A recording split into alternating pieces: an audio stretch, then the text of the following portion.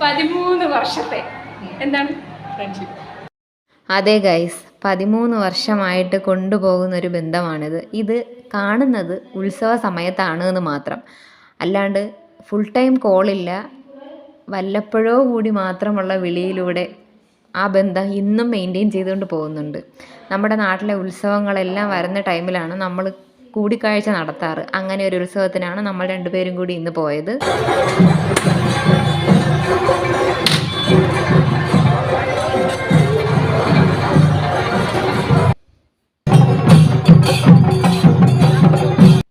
ഇവിടുത്തെ മെയിനാണ് ചാട്ടയടിയും അമ്മൻകുടവും.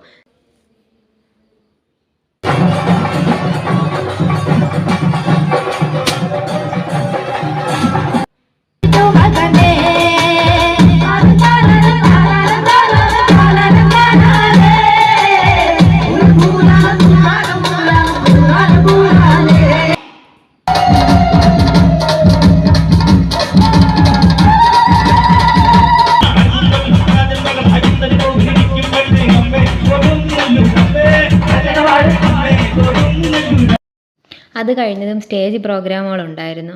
അതിൽ നന്നായിട്ട് എൻജോയ് ചെയ്തൊരു ചേട്ടനാണിത്.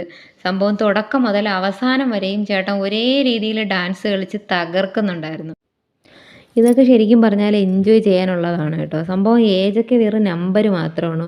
അത്യാവശ്യം നല്ല പ്രായമായ അമ്മമാരും എല്ലാവരും കൂടിയാണ് ഞങ്ങളുടെ ഒപ്പം നിന്നിട്ട് തുള്ളാനായിട്ട് അങ്ങ് റെഡിയായി നിന്നത്.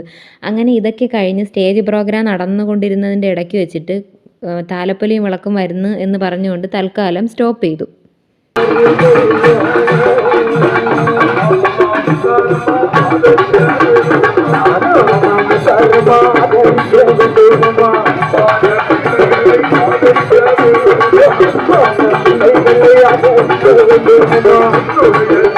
അങ്ങനെ ഇതൊക്കെ കഴിഞ്ഞിട്ട് വീണ്ടും സ്റ്റേജ് പ്രോഗ്രാം സ്റ്റാർട്ട് ചെയ്തു.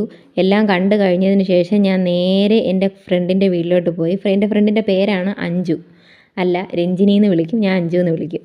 അങ്ങനെ അവിടെ കയറി എൻ്റെ വണ്ടിയുടെ കീ എടുക്കണമായിരുന്നു. എനിക്ക് സ്റ്റെപ്പ് കയറാൻ വയ്യാത്തത് കൊണ്ട് അവളോട് തന്നെ കീ എടുത്തിട്ട് വരാൻ പറഞ്ഞ് ഞാൻ അവിടെ വെയിറ്റ് ചെയ്തു. അങ്ങനെ കീയും എടുത്ത് ഞാൻ എൻ്റെ വീട്ടിലേക്ക് പോയി. അപ്പോൾ ടാറ്റാ, ഇന്നത്തേക്ക് വീഡിയോ ഇത്രയേ ഉള്ളൂ. ബൈ.